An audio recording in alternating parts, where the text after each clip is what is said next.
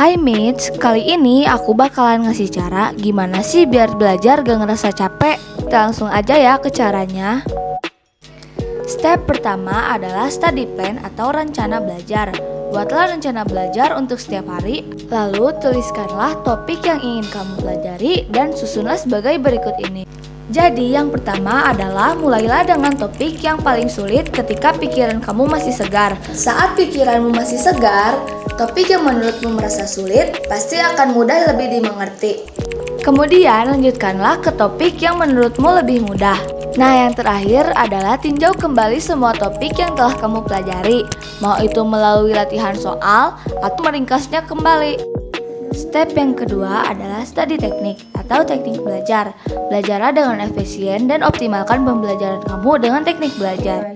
Nah, sekarang aku bakalan ngebagiin beberapa teknik belajar yang mungkin bisa kalian lakuin. Blurting method. Blurting method adalah metode belajar dengan membaca buku, teks, atau materi ujian. Kemudian tutup buku dan tulis sebanyak mungkin yang kamu ingat.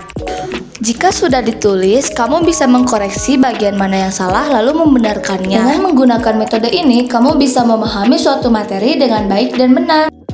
Feynman technique. Feynman technique adalah teknik pembelajaran yang melibatkan penjelasan suatu konsep dalam bahasa sederhana seolah-olah sedang mengajarkannya kepada orang lain.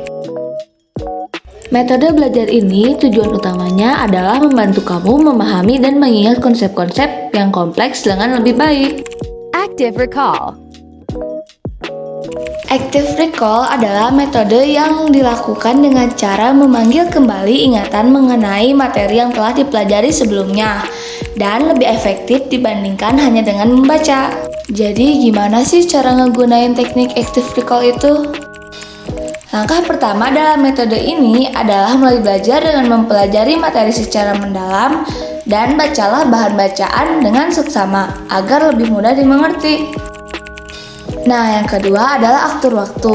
Atur waktumu untuk sesi membaca dan sesi mengingat materi. Misalnya, luangkan waktu 30 menit untuk membaca dan 20 menit untuk berlatih. Untuk berlatih, kamu bisa mengerjakan beberapa soal. Yang ketiga, coba menghafal. Kamu bisa menggunakan cara mengingat dan menghafal materi tersebut di dalam kepalamu, menulisnya atau menjelaskannya pada dirimu sendiri maupun orang lain. Step yang ketiga adalah fokus teknik. Untuk lebih fokus, gunakanlah teknik ini.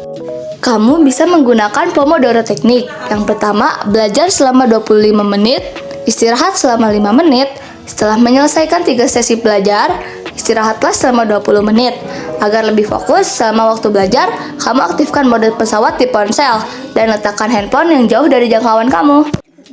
Mungkin segitu saja tips yang bisa aku berikan kali ini. Bye-bye.